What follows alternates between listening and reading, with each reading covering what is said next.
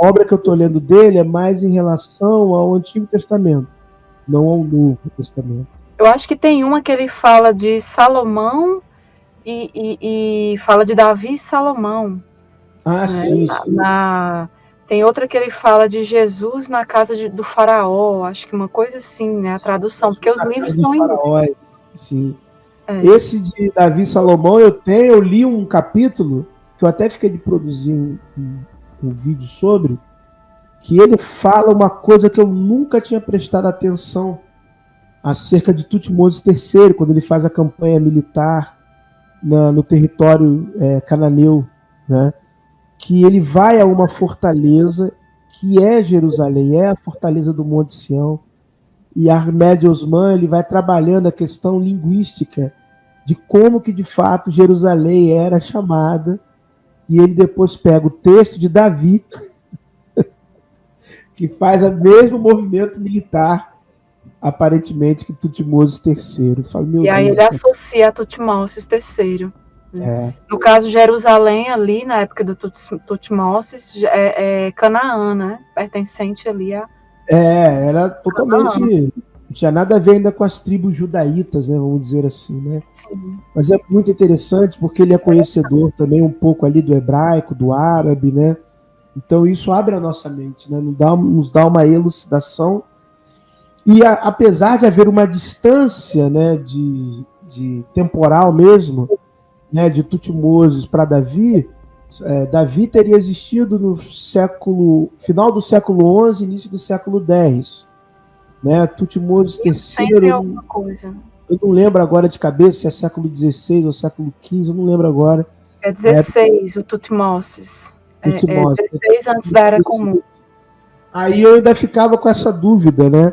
Mas depois eu fiquei sabendo que o Tutmoses foi famoso, ele foi lendário, né? Que se contava dos feitos dele, ele foi o cara belicoso, o cara militar mesmo, foi no Eufrates, o cara botou para quebrar mesmo, ele virou o arquétipo, né? A época dele do rei guerreiro de fato, foi ele. Aí minha cabeça abriu, eu falei, agora eu tô entendendo essa história. Aí depois eu li também, foi até em outro autor que eu li, não foi no Ahmed Osman, foi no livro Segredos do Êxodo. Né? Eu li também que os príncipes, né, de Canaã iam estudar no Egito. E isso teve um boom até no período Amarna. Os reis, governantes de cidades e estados mandavam seus filhos, suas princesas, seus príncipes, seus nobres estudarem no Egito. Então, eles vinham com toda uma bagagem de cultura egípcia, literatura egípcia, para Canaã, quando eles voltavam, né?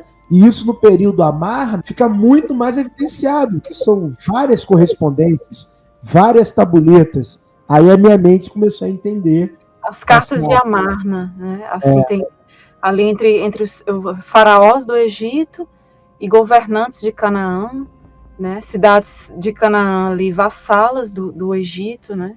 Eu li bastante sobre isso também.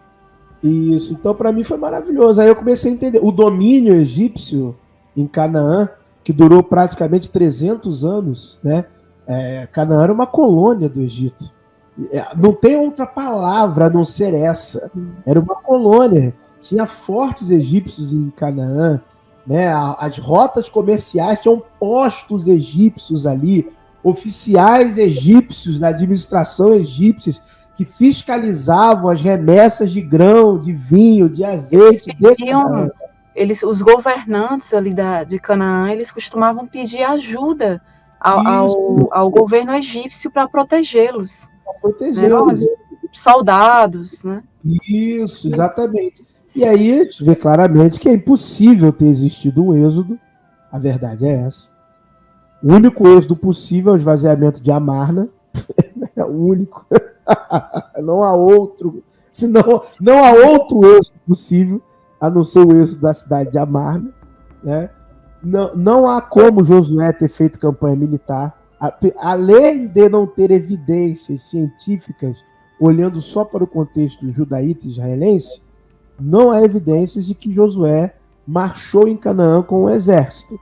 E aí, quando nós olhamos as evidências geopolíticas, que era o quê? o Egito controlava Canaã, ponto, não tem o que falar. Não tem como ter existido um êxodo. A rota do êxodo era uma rota comercial, era a rota das minas da Península do Sinai. Tem um templo lá, Serabit El-Kadim, no meio do Sinai, gente. Não tem como ter acontecido esse êxodo de maneira literal.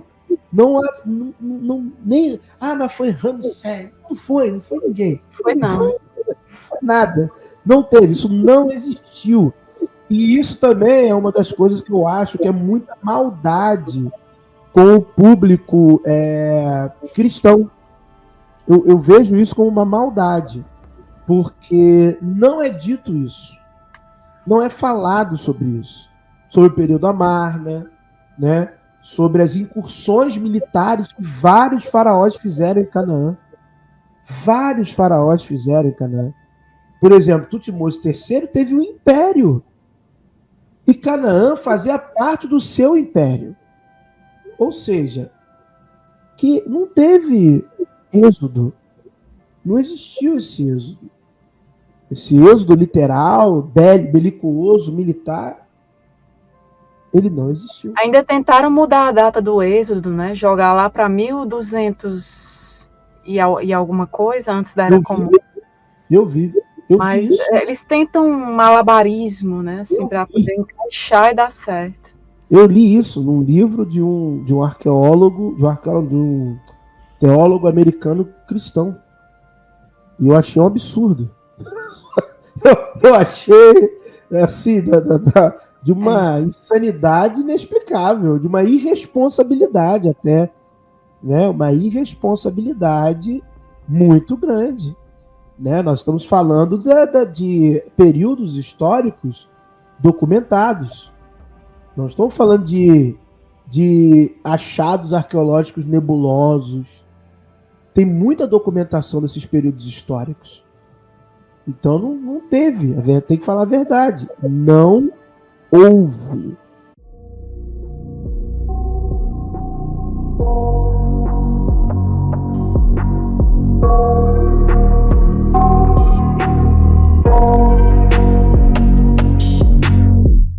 I got nightmares in my head, I fear that the thoughts build up until I can't hear, that my mind fills up into a creature, and it haunts me somewhere much deeper. Anxiety, filling up every space, no privacy, and silently, it can build and build until you finally see, whoa, it's taking over, damn no closure, moving closer, no exposure, I just wanna be a loner. Some can't stay sober, looking over all their shoulders, like moving boulders just to get out of the home. It's